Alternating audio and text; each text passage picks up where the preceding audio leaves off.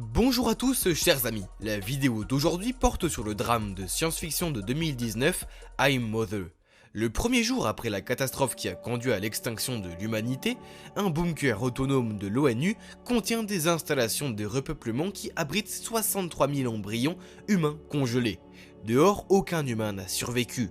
Le robot mère, dont la mission est de recréer la population humaine, se prépare à accueillir le premier humain après la catastrophe. Elle ouvre les capsules d'embryons, sort le premier et le place dans la chambre fœtale.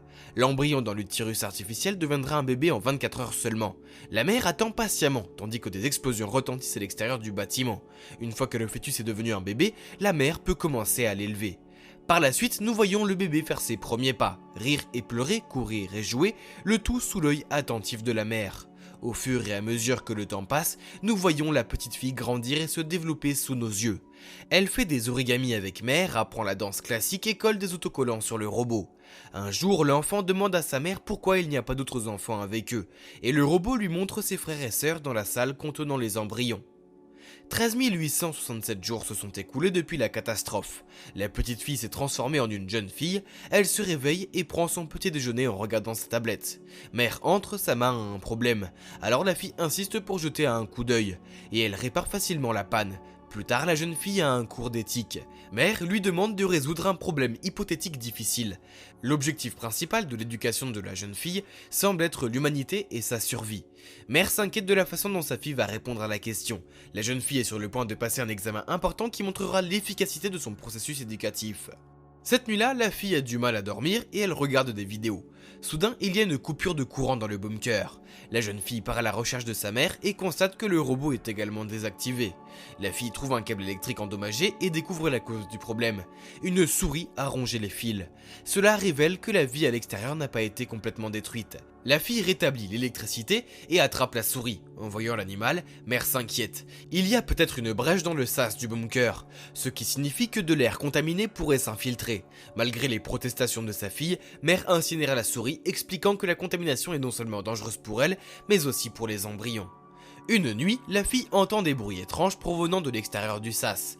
Elle enfile une combinaison de protection et va vérifier ce qu'il se passe. Soudain, elle entend une femme crier à l'aide depuis le sas. La fille amène une seconde combinaison dans le sas, puis l'ouvre. C'est alors que l'alarme se déclenche et réveille mère. Une femme inconnue entre et supplie la fille de ne pas parler d'elle au robot. La fille est d'accord. Lorsque mère apparaît, elle ment en disant qu'elle n'a ouvert le sas que pour quelques secondes. Sa mère la réprimande et pour la punir décide de lui faire passer immédiatement son important examen. La mère donne à la fille 1 heure pour terminer l'épreuve, puis s'en va de son côté pour travailler à d'autres tâches. Dès que mère est partie, la fille retourne dans le sas et cache la femme blessée. Pendant qu'elle cherche les médicaments nécessaires, sa mère trouve le masque de la femme près du sas et le brûle. Pendant ce temps, la femme retrouve la jeune fille et lui demande de récupérer son arme. Elle en a besoin pour se protéger du droïde qu'elle a aperçu. La fille lui révèle que ce robot est sa mère. Au même moment, la mère se rend compte que l'adolescente n'est pas en train de travailler sur son examen et elle part à sa recherche. Repérant le robot, la femme saisit l'arme et tire, mais mère la désarme.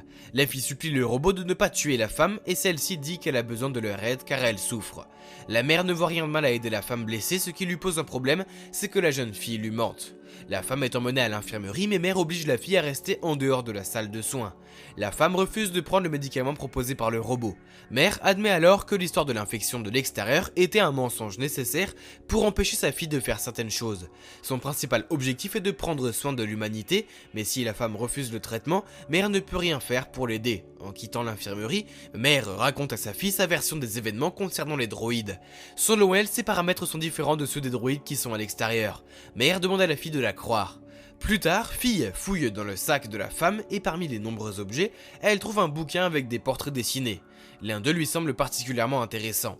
Elle se rend à l'infirmerie pour parler à la femme et l'interroger sur ces personnes dessinées. La femme est méfiante. Elle pense que mère a envoyé la fille pour l'interroger et l'espionner. Elle raconte à l'adolescente les terribles choses que les droïdes ont fait, mais celle-ci continue de défendre sa mère. Après avoir parlé à la femme, la fille retrouve mère et s'excuse auprès d'elle d'avoir laissé entrer la femme sans penser aux conséquences. Comme toujours, mère est pleine de compréhension et répond à toutes les questions de fille, même si elles sont délicates, et elle parvient même à en apprendre un peu plus sur la jeune fille en retour. Finalement, la fille dit à la mère que l'état de la femme empire. Elles vont la voir et constatent qu'elle a refusé la pénicilline pendant trop longtemps et qu'elle doit maintenant être opérée pour stopper l'infection.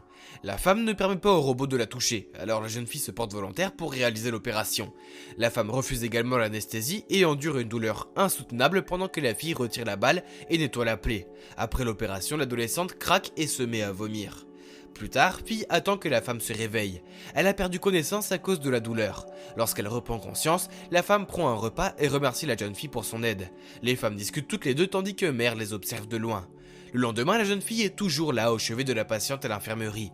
La femme regarde les portraits et l'adolescente lui dit qu'elles peuvent héberger les survivants dans le bunker si elle lui dit où ils se trouvent. La femme fait confiance à la fille mais pas au droïde et lui dit que tout ce qu'elle pourra lui dire sur ces gens devra rester secret.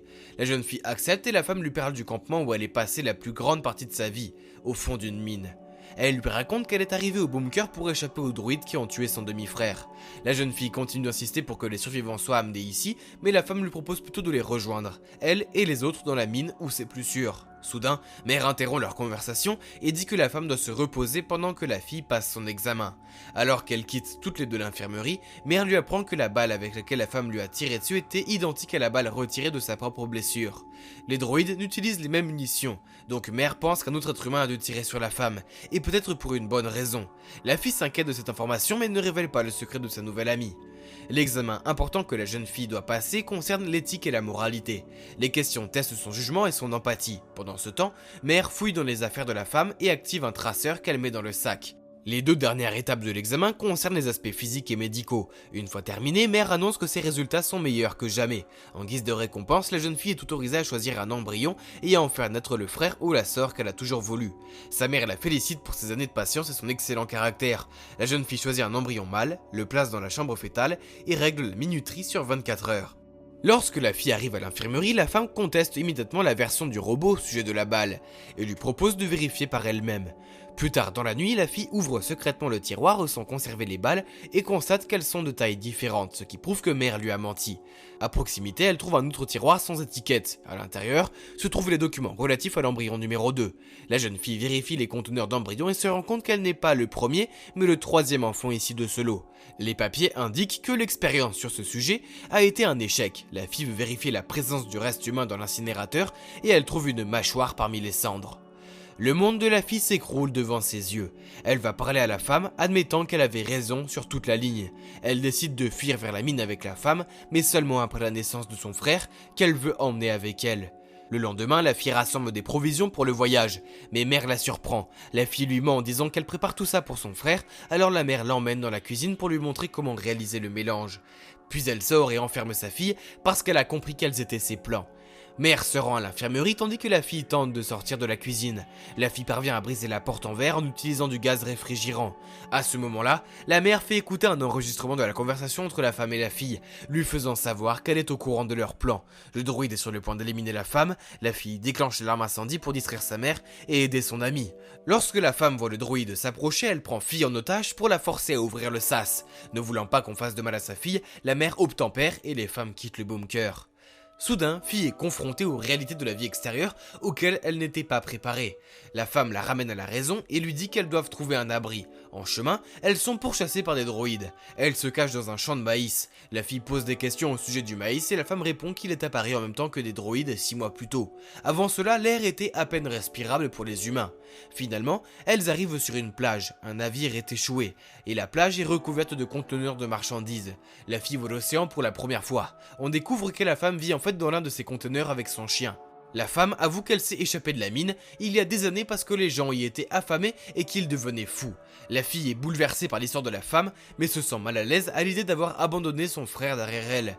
Bien que la femme fasse de son mieux pour la convaincre de rester, la jeune fille décide de la quitter et retourner seule vers le bunker. Là, elle est accueillie par des droïdes qui pointent leurs armes vers elle. Mais lorsque la jeune fille demande à entrer pour voir sa mère, on l'autorise à passer. Elle trouve une hache et part à la recherche de sa mère.